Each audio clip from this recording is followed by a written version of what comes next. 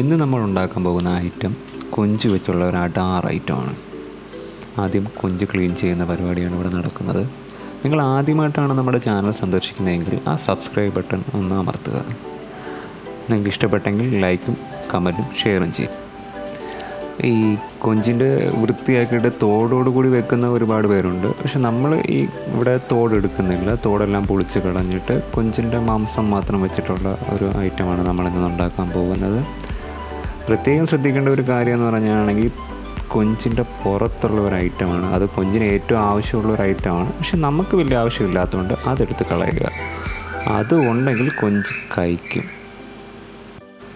ഇതാണ് ഞാൻ പറഞ്ഞ കൊഞ്ചിൻ്റെ ആവശ്യമില്ലാതെ നമുക്ക് ആവശ്യമില്ലാത്ത ഐറ്റം. ആ നാര് എടുത്ത് കളഞ്ഞിരിക്കണം. മസ്റ്റായിട്ടും എടുത്ത് കളഞ്ഞിരിക്കണം.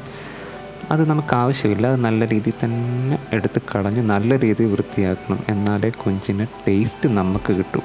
അല്ലെങ്കിൽ കൊഞ്ച് അഴുക്കായി പോയി കൊള്ളത്തില്ല എന്നൊക്കെ പറഞ്ഞു കഴിഞ്ഞിട്ട് ഒരു കാര്യമില്ല. നാര് എടുത്ത് കളയാൻ പ്രത്യേകം ശ്രദ്ധിക്കേണ്ടതാണ്.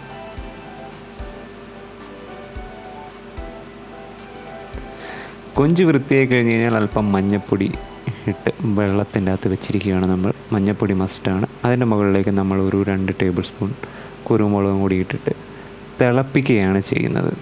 എണ്ണ ഒഴിച്ചിട്ടില്ല തൽക്കാലം. വെള്ളവും ഉപ്പും മഞ്ഞൾപ്പൊടിയും കുരുമുളകും മാത്രം ഇട്ട് തിളപ്പിക്കുകയാണ് നമ്മൾ ആദ്യമേ. കൊഞ്ച് കിടന്ന് തിളയ്ക്കുന്നത് കണ്ടു.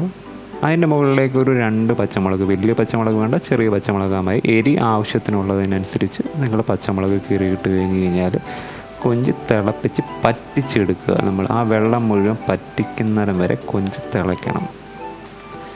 വെള്ളം എത്രയെന്ന് വെച്ച് കഴിഞ്ഞാൽ ഇത് ഇപ്പോൾ ഒരു 6-7 കൊഞ്ചുണ്ട്. അപ്പോൾ അതിനനുസരിച്ചുള്ള വെള്ളം ഒരു 1.5 ഗ്ലാസ് 2 ഗ്ലാസ് മാക്സിമം നിങ്ങളുടെ കൊഞ്ച് എത്രയാണോ അതനുസരിച്ചുള്ള വെള്ളം നിങ്ങൾ എടുക്കുക.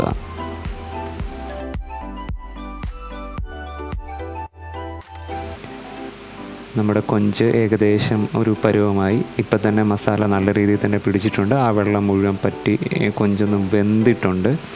വെള്ളം മുഴുവൻ പറ്റിയതിന് ശേഷം ഒരു സ്പൂൺ നമ്മൾ വെളിച്ചെണ്ണ ഒഴിപ്പിച്ച് ഒന്ന് മൂപ്പിച്ച് എടുക്കുകയാണ് കൊഞ്ചിനെ.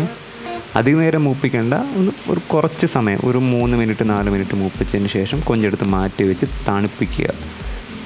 തണുക്കാൻ വേണ്ടി വെക്കുക. അല്ല ചൂടോടെ വെളിച്ചെണ്ണയിലിട്ട് മുളക് പൊടി ഇട്ട് ഇളക്കരുത്. ഒരു 2 ടീസ്പൂൺ മുളക് പൊടിയും കൂടി ഇട്ടിട്ട് നമ്മൾ അത് കൊഞ്ച് പുരട്ടുകയാണ്. നല്ല രീതിയിൽ തന്നെ കൊഞ്ച് പുരട്ടുകയാണ്. ഇനി നമ്മൾ വെളിച്ചെണ്ണ ഇട്ടിട്ടുള്ള അടുത്ത പരിപാടിയിലേക്ക് കിടക്കുകയാണ്. കറിവേപ്പില ആദ്യമേ ഇട്ടു.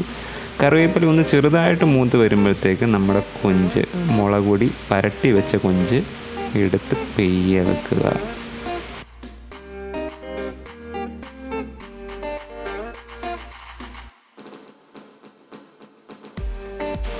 കൊഞ്ചിൻ്റെ അകമൊക്കെ അത്യാവശ്യം ഇപ്പോൾ തന്നെ നല്ല രീതിയിൽ വെന്തിട്ടുണ്ട്. അതുകൊണ്ടാണ് നമ്മൾ ആദ്യം തന്നെ ചൂടുവെള്ളത്തിൻ്റെ അതിട്ട് തിളപ്പിച്ച് എടുത്ത് വെളിച്ചെണ്ണ ഒഴിച്ചൊന്ന് ചെറുതായിട്ട് പുരട്ടിയെടുത്തത്. ഇനിയിപ്പോൾ അധികം സമയമൊന്നും വേണ്ടി വരത്തില്ല. കൊഞ്ചൊന്നും നല്ല രീതിയിൽ മൂത്ത് വരാൻ ഏകദേശം ഒരു 5-6 മിനിറ്റ് അതിനുള്ളിൽ നമ്മുടെ കൊഞ്ച് പുരട്ട് ഏകദേശം റെഡിയായി.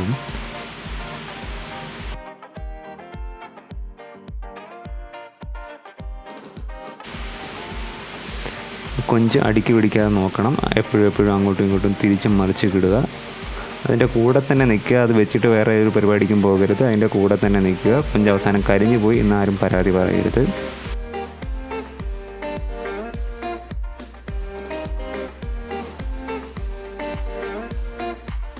ഏകദേശം ഒരു മീഡിയം ഫ്ലെയിമിൽ ഒരു 3-4-5 മിനിറ്റൊക്കെ വെക്ക് കഴിയുമ്പോഴത്തേക്ക് കൊഞ്ച് ഏകദേശം അതിൻ്റെ ഡ്രൈ ഫ്രൈ എന്നുള്ള രീതിയിൽ പരുവത്തിലേക്കാകും.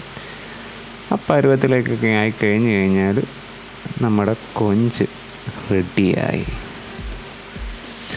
എണ്ണയ്ക്കകത്ത് കിടന്ന് മൂക്കുന്നത് കണ്ടോ? നല്ല സാധനമാണ് കൊഞ്ച് പുരട്ട്. 5 മിനിറ്റിന് ശേഷം നമ്മുടെ കൊഞ്ച് പുരട്ട് റെഡി ആയിട്ടിരിക്കുകയാണ്. എണ്ണയ്ക്കകത്ത് കിടന്ന് ഇപ്പോഴും തിളച്ചുകൊണ്ടിരിക്കുകയാണ്. അവൻ അതിൻ്റെ പരുവത്തിന് മൂത്തിരിക്കുകയാണ്. കരിഞ്ഞിട്ടുമില്ല, എന്നാൽ ഡ്രൈ ആയിട്ടുമുണ്ട്. അപ്പം കൊഞ്ച് ഡ്രൈ നമുക്ക് വേറൊരു പ്ലേറ്റിലേക്ക് മാറ്റാം. ഇതാണ് നമ്മുടെ ഫൈനൽ റിസൾട്ടായ കൊഞ്ച് പെരട്ട്. അല്പം സ്റ്റൈലിന് വേണ്ടി തക്കാളിയും സലാഡ് വെള്ളരിക്കും ഒരു മല്ലിയിലയും മുകളിൽ വെച്ചിട്ടുണ്ട്. സ്റ്റൈല് മാത്രമല്ല നല്ല ഒന്നാന്തരം രുചിയുമാണ്. നിങ്ങൾ ഹോട്ടലിൽ പോയി കഴിക്കുന്നതിൻ്റെ അതേ സെയിം സാധനം, ഒരു വ്യത്യാസം മാത്രമേ ഉള്ളൂ. നമ്മൾ വേറെ സെപ്പറേറ്റ് ആയിട്ടുള്ള ഇൻഗ്രീഡിയൻസ് ഒന്നും ആഡ് ചെയ്തിട്ടില്ല. നമ്മുടെ വീട്ടിൽ കിട്ടുന്ന എല്ലാ ഇൻഗ്രീഡിയൻസും ആഡ് ചെയ്തിട്ടുണ്ട്. നിങ്ങൾക്ക് ഇഷ്ടപ്പെട്ടെങ്കിൽ കമൻറ്റ് ചെയ്യുക, ലൈക്ക് ചെയ്യുക, ഷെയർ ചെയ്യുക.